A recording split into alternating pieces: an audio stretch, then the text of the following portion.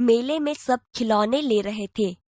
तब नरेंद्र नामक एक लड़के ने 2 रुपए का एक शिवलिंग खरीदा। अब भी उसके पास एक चवन्नी बची थी।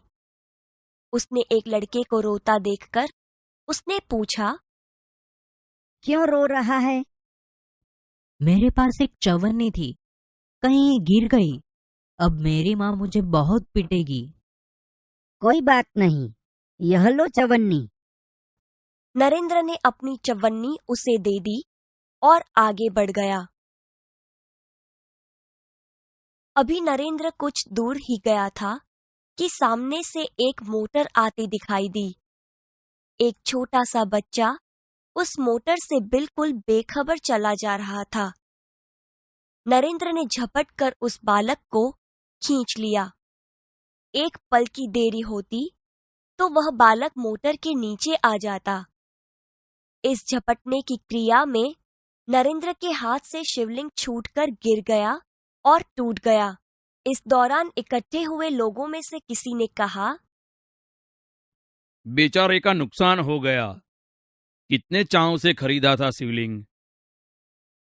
इससे क्या, इस बालक की जान बचाना मेरा कर्तव्य है। वस्तु से भी व्यक्ति का जीवन ज्यादा महत्वपूर्ण है। मानवता सबसे ऊपर है। बचपन से ही ऐसे ख्यालात रखने वाला नरेंद्र आगे चलकर स्वामी विवेकानंद के नाम से प्रसिद्ध हुआ। बात सन 1885 की है। पूना के न्यू इंग्लिश हाई स्कूल में समारोह हो रहा था।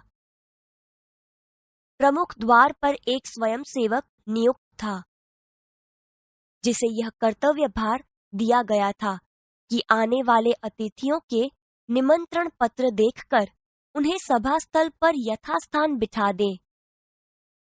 उस समारोह के मुख्य अतिथि थे मुख्य न्यायाधीश महादेव गोविंद रानड़े।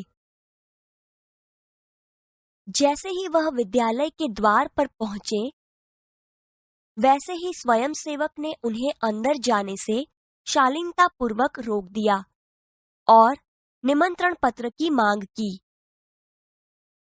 बेटा, मेरे पास तो निमंत्रण पत्र नहीं है। क्षमा करें, तब आप अंदर प्रवेश न कर सकेंगे। द्वार पर रानड़े को देखकर स्वागत समिति के कई सदस्य आ गए और उन्हें मंच की ओर ले जाने का प्रयास करने लगे।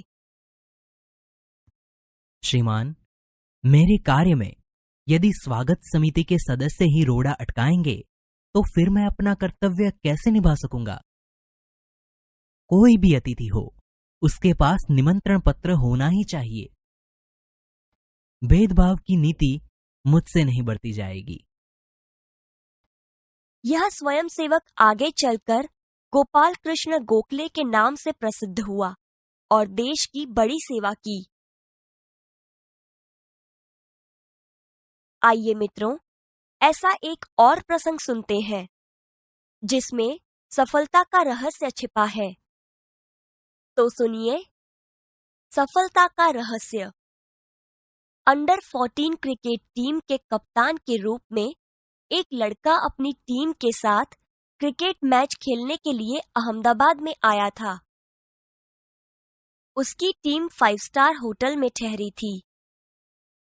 सुबह उठते ही पूरी टीम कोच मैनेजर के साथ अल्पाहार के लिए तैयार थी। एकमात्र कप्तान नहीं दिखाई दे रहा था। उसे ढूंढने के लिए पूरी टीम लग गई, पर वह नहीं मिला। बाद में किसी ने जाकर उसके कमरे की गैलरी में देखा तो वह एक हाथ से गेंद फेंक रहा था और ज्यों ही गेंद दीवार से टकराकर वापस आती थी तो दूसरे हाथ से बल्ले से गेंद को खेल रहा था। साथी खिलाड़ी टीम में शामिल होने पर ही संतुष्ट थे, लेकिन वह कप्तान होकर भी सारी रात अपने आप अभ्यास करता रहा। उसका अभ्यास एवं क्रिकेट के प्रति लगाव देखकर कोच मैनेजर और सभी साथी खिलाड़ी दंग रह गए। आगे चलकर इस लड़के ने क्रिकेट जगत में अद्वितीय सफलता प्राप्त की। कई विश्व रिकॉर्ड उसके कदम चूमने लगे। किसी ने उसकी सफलता का रहस्य पूछा तो बड़ी विनम्रता से उत्तर दिया, मैं हर मैच 3 बार खेलता हूँ।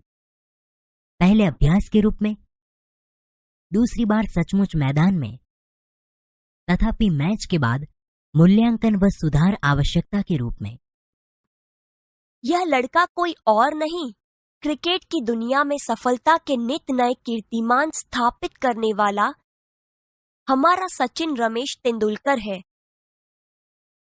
सचमुच एकाग्रता, अविरत अभ्यास, कठोर परिश्रम एवं लगन ही सफलता के आधार है।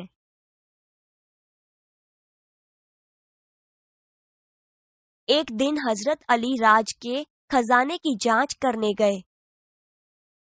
काम करते करते अंधेरा हो गया। मोमबत्ती जलाई गई। थोड़ी देर बाद 2 सरदार अपने निजी काम के लिए उनके पास आए। हजरत अली ने उन्हें बैठने के लिए कहा। हिसाब की जांच पड़ताल पूरी हुई। हजरत ने मोमबत्ती बुझा दी और मेज के खाने में से दूसरी मोमबत्ती निकालकर जला ली। सरदारों को यह देखकर बड़ा आश्चर्य हुआ। हजरत अली ने एक मोमबत्ती बुझाकर दूसरी क्यों जलाई, यह सरदार न समझ सके। एक सरदार ने बड़ी नम्रता से हजरत अली से पूछा, आपने एक मोमबत्ती बुझाकर दूसरी क्यों जलाई? भाई, अब तक मैं राजकाज का काम करता था, इसलिए राज की मोमबत्ती जला रखी थी।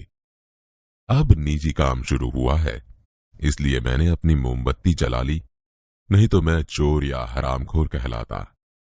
हर एक आदमी को चोरी और हरामखोरी से बचकर चलना चाहिए, चाहे वह अमीर हो या फकीर।